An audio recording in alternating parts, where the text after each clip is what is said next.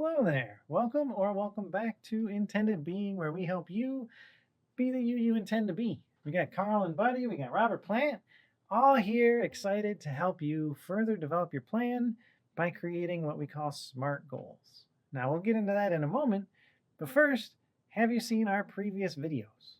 Now, in video 1, we talked about what it takes to create a successful change in your life or in your business. In videos 2, 3, and 4, we helped you create a vision that meets your needs, honors your values, and focuses on getting you to the you intend to be.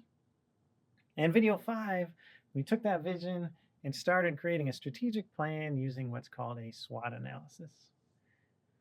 Now, if you haven't watched those videos, please check them out. If you have watched them, then go grab your worksheets from video 4 and video 5, because the notes you took there will probably be helpful in creating goals that will be very meaningful and exciting for you.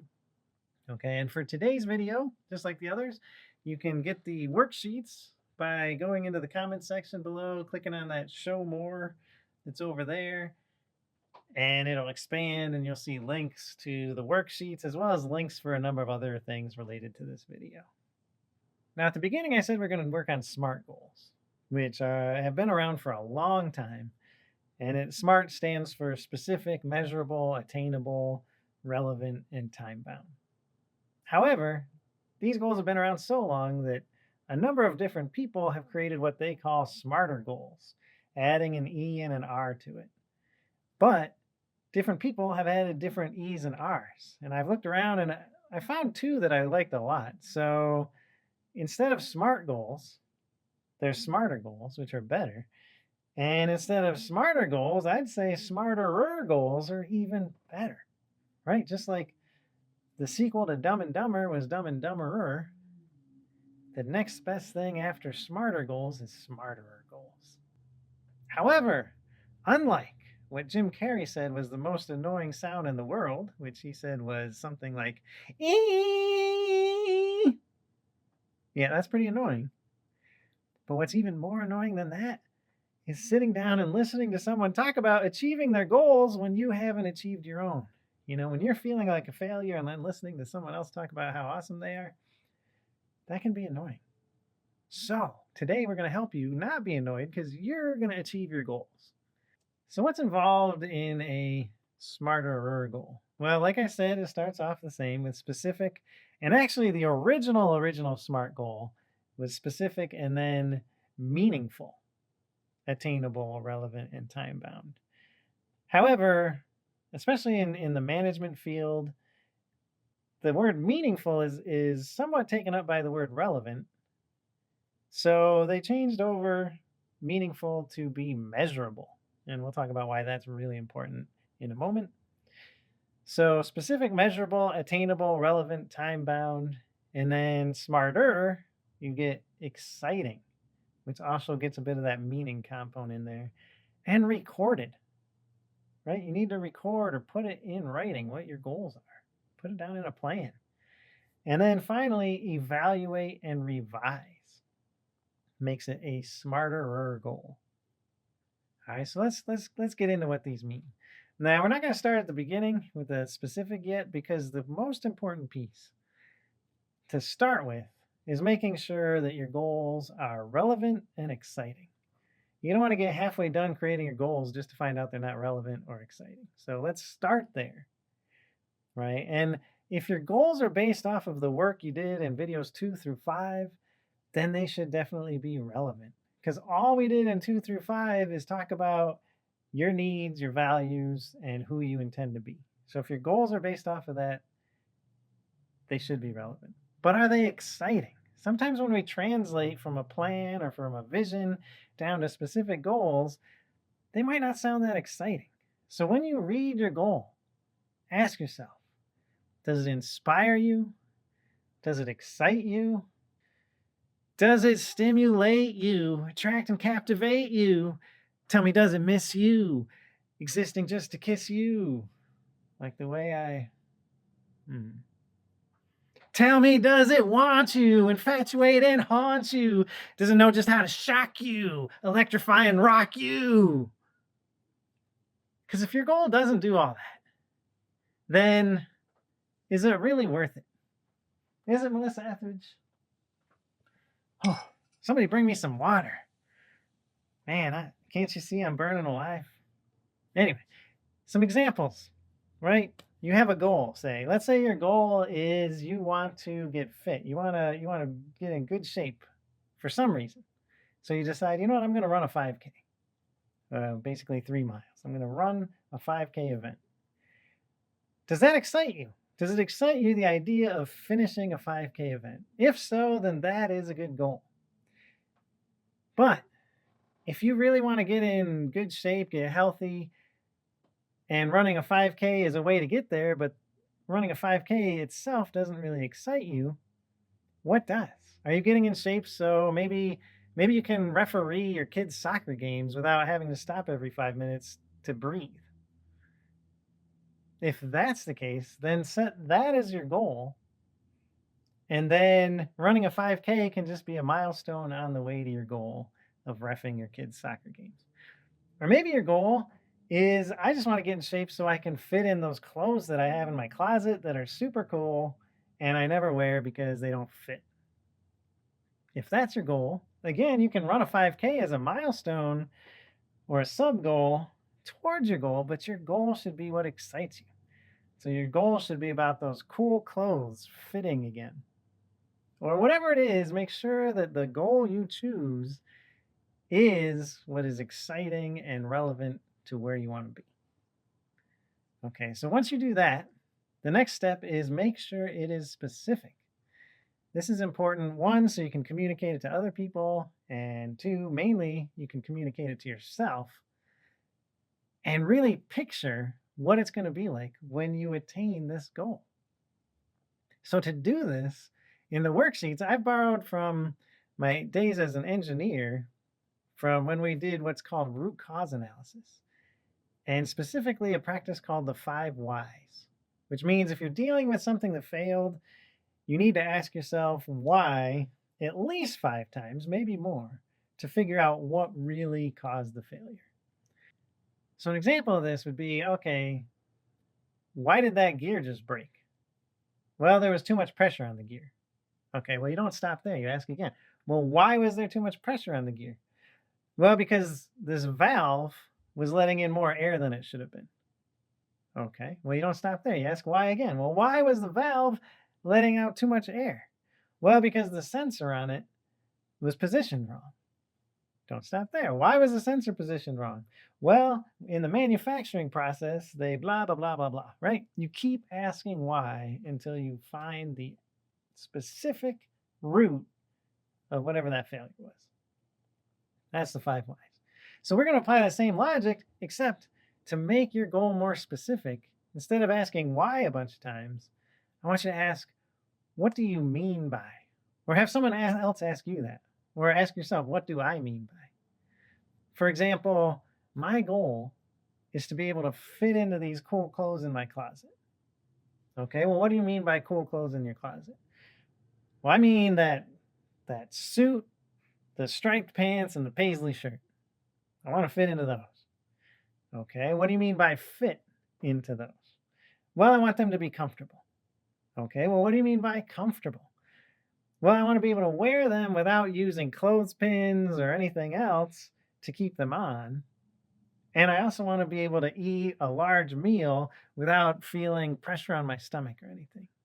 Now, did you notice that it became much easier to feel what it's going to be like to meet that goal the more specific it got? So the more specific you get about your goal, the more you're going to be able to feel what it's going to feel like when you achieve it, right? It's going to be a lot more tangible. So that's one reason to get more specific. And another reason to get more specific is the more specific you are, the easier it will be to create measures for your goal. And you need to measure your goal, because if you don't, how do you know you ever achieved it? But the problem with measuring things is usually when we measure, that means we're turning something that may be really important to us into a number, which a lot of times loses a lot of what we hold dear. right? Just like Einstein said, not everything that can be counted counts, and not everything that counts can be counted. For example, picture someone you love, and now try and interpret that love into some number. It's pretty hard, if not impossible. Okay, so this goal of yours, whatever is really important, you need to be creative to ensure that the measures you're choosing are measuring what's important to you about that goal. An example here, if you want to learn a language, right, one of the easiest measures you can think of for learning a language would be, well, how many words do I know? Or how many words do I learn each week? That's an easy measure to come up with, but is that really measuring what's important?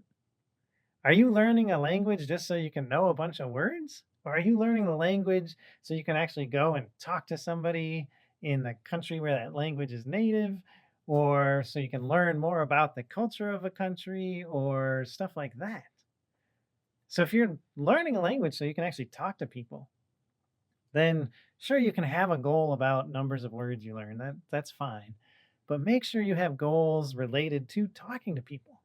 Maybe a goal about how many minutes can I have a conversation with a native speaker without asking for clarification, without them asking me for clarification of what I'm saying, and without reaching for any outside sources to help me speak that language. So that's three different measurements, right? You have the time that you can speak with someone. You have the number of times you ask for clarification, or they do, which you want that to be a lower number, and the number of times you go to outside sources to help you speak to this person, right? That's three different measurements. And maybe you can also measure how many different topics you can talk about, right? Whatever it is that's important to you about your goal, make sure your measures relate to that. Because our behaviors, when we have goals and we're measuring ourselves, we tend to behave toward what we're measuring. Right. So if all you do is say, I'm going to learn this language and I'm going to do so by learning 50 new words a week, then that's going to drive you to a behavior where you just go to the library, open up a dictionary, and memorize 50 new words a week. That doesn't sound, well, some people might think that's exciting, but if what you want to do is actually talk to somebody, that's missing a lot of your goal. So make sure your measures are measuring what you actually want to achieve. Next is making sure that you believe your goals are attainable. Just like we talked about in the last video, video 5 with expectancy theory. If you don't believe that you can perform well enough to attain your goal, then you're going to lose motivation. And if you don't believe that if you put enough effort in that you'll be able to perform well, then again, you're going to lose motivation. So ask yourself those questions. These are again in the worksheet for this video, a little more focused on goals this time. But if you don't believe either of those, then you need to figure out why and how you can fix that. Okay. Your effort needs to lead to performance that will then lead to achieving your goal. Now, we already talked about your goals being relevant. So now we talk about having your goals be time bound, right? Do you have an expected end date for when you're going to meet this goal? If so, what's the time frame? Are we talking days, months, weeks, years? Whatever it is, the longer out it is, especially if it's a month or longer, the more likely you're going to want to break your goal down into sub goals or milestones, right? And the longer and more complicated your goal is, the more important it is to be sure you know what your critical path is, which we're going to talk about with an example as we talk about the next letter, which is not E for excited, we already talked about that, but R for recorded. So what we're going to do on our worksheets and in this video is record your goal on what's called a Gantt style chart. Now, don't let the word fool you. It's basically not that fancy. It's a calendar, but instead of having weeks go and, days go horizontally and then weeks go vertically, in a Gantt chart, time goes in one direction, from left to right. And if you don't like it, you can use a regular calendar, but please try this first, because I hope you'll see that Gantt charts are really helpful for when you have multiple things going on and you have to figure out which thing has to happen first. So let's just get to the example. It'll make more sense then. So in this example, let's say you have a goal of buying a house. Now, this example is not a suggestion for how to buy a house. It's purely just an example for writing down your goals. I'm not a professional realtor or anything, so this is not advice for buying a house. This is just for filling out this sheet. So in the worksheets, you'll have a blank yearly goal planning sheet, and you'll also have these examples. This example I have for house buying is in the worksheets you'll download. And so when we talk about having a critical path, all that means, fancy words for saying, okay, in this case, I want to buy a house. Before I can buy a house, I need to make an offer. Okay, but before I make an offer, I need to find a house I like. And I also, these days, need to be pre-approved for a mortgage loan, or I have to have a whole crap ton of cash, one of the two. And before I get pre-approved, I need to first find a mortgage broker and save up for a down payment on the house. These days, typically 20%, but whatever.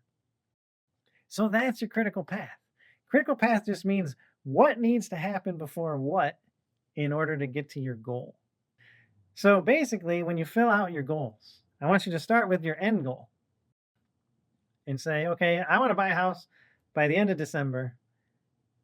How do I make that happen? Well, before I buy a house, I need to make an offer. And usually closing and all that takes a good month or so. So then I'm going to put down at the bottom here, making an offer by late October. That gives me a little cushion. I feel comfortable with that.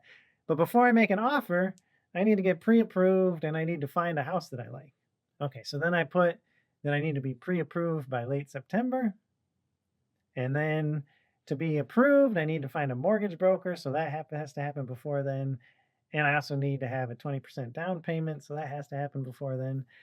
So generally, when you fill it out, you start, if you have a date you want to achieve your goal by, you put that down and then you backfill it to see if it can happen. If you don't have a date you want to meet, you want to have your goal achieved by, then you can start from the first things that you need to have done and then just kind of see where that puts you achieving your goal. Either way, it's probably going to be an iterative process. You may say, I want to buy a house by December. And then as you're filling this out, you might say, oh, this down payment, I need to have 20% ready by July. I'm not sure I can make that. Right? So then, okay, how do I adjust my goals? Can I adjust my goals? What do I need to do? And for milestones are the X's, right? Those are the pretty major events, right? So if you see at the top there, once I get 20% down payment, that's a milestone towards achieving my goal of buying a house. And then the other pieces there are sub goals that get to those different milestones, right? So before I save up 20%, I need to have 5%, then 10%, then 15%. And this is when I plan to have that amount of money at each step. So that's basically how you would fill out a Gantt chart. They're super useful. So we have this traditional year or yearly goal planning.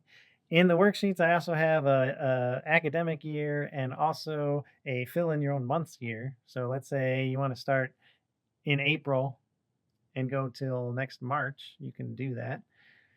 And then if your goal doesn't take a year, maybe it takes a few months, or if you have a really complex goal like buying a house and you say, there's a whole lot going on July, August, September, then you also have in the worksheets your quarterly goal planning sheets, right? So as you can see, I kind of took the house buying plan for the year, and for July, August, September, I put in more detail the stuff I'm going to be doing then, right? So finding a realtor, mortgage, and finding a house. And then if you have an even shorter goal, or let's say in this one, oh my goodness, I'm going to be doing all kinds of stuff in September, let's put that out in more detail just to make sure I can get everything done I need to get done in September.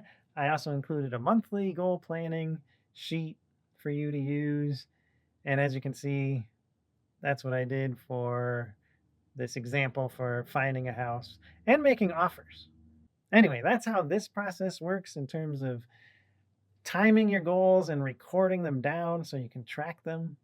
Obviously, if you have a habit or something, you can track it on this kind of calendar as well. Just put an X for each day that you do your habit. And that brings us back. I'm going to go backwards to time bound one last time, because earlier I said, is your goal time bound? Well, if it's not, maybe you have a continuous goal where you want to improve yourself in some way on a continuous basis, or just eat healthier on a continuous basis, or whatever, exercise more.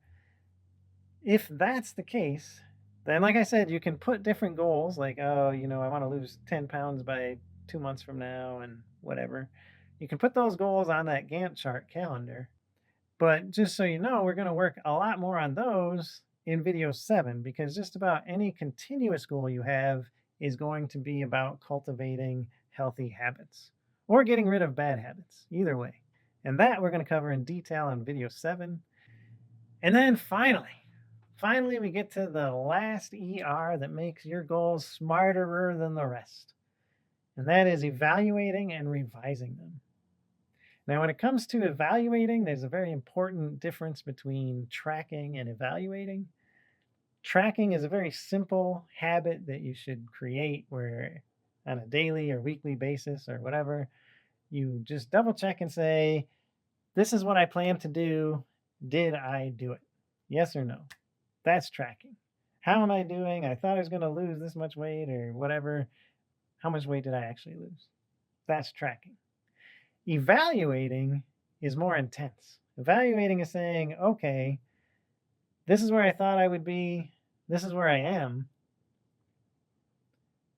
Am I where I thought I would be? And do I still think the plan that I have going forward is going to work? If I'm not where I thought I would be, why is that? Did I lose motivation? If I lost motivation, why is that?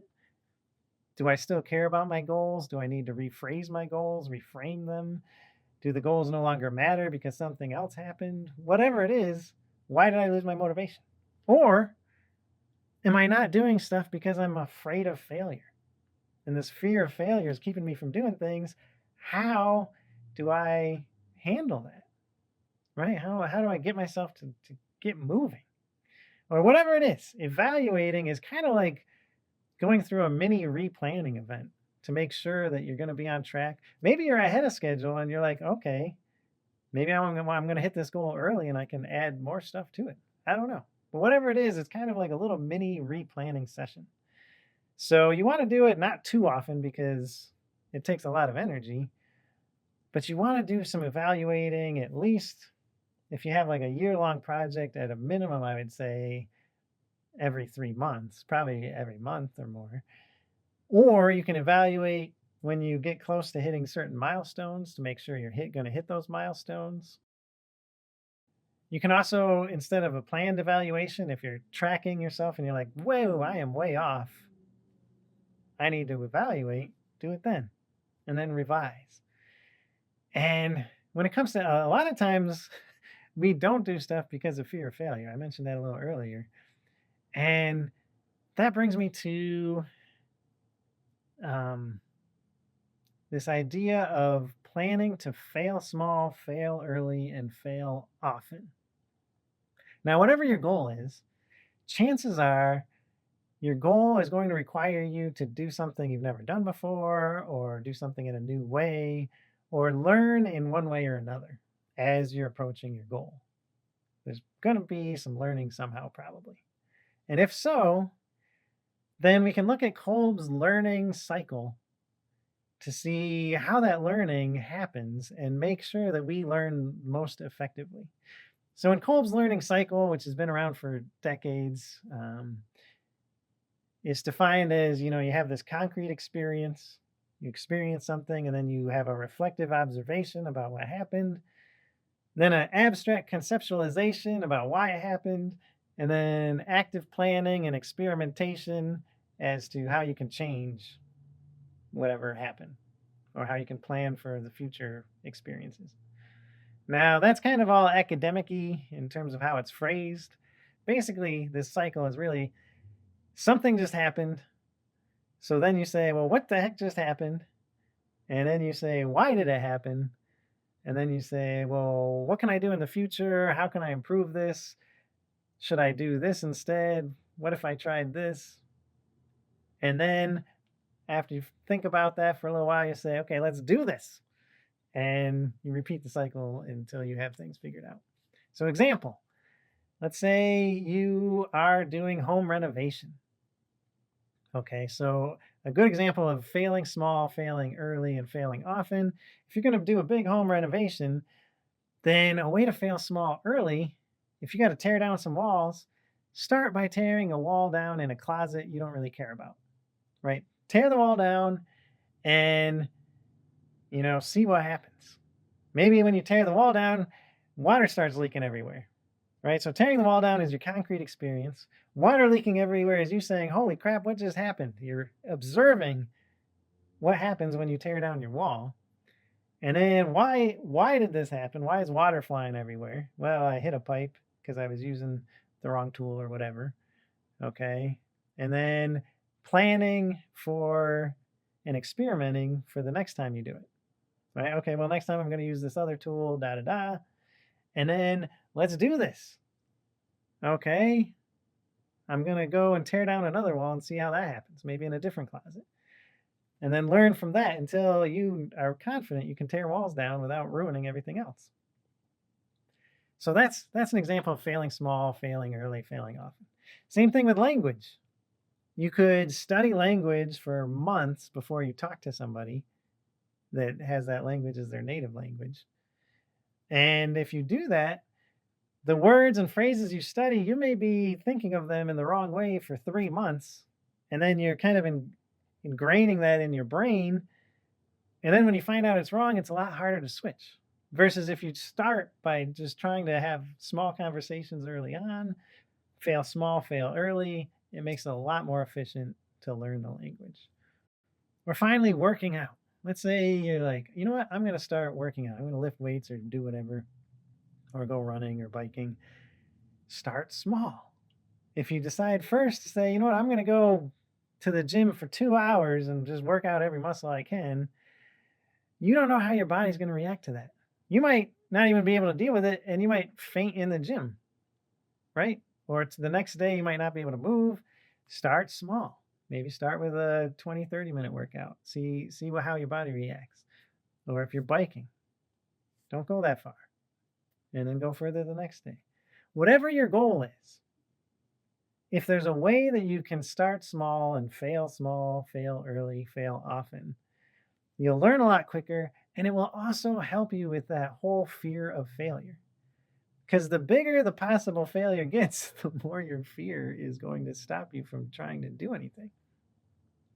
And finally, if you cannot plan to fail small, let's say you are buying a house, right? You can't just buy a small house and then a bigger house and a bigger house over the next few months. So if it's something like that, or you're planning a wedding and you're like, I'm not about to plan a whole bunch of mini events so I can fail at those and learn.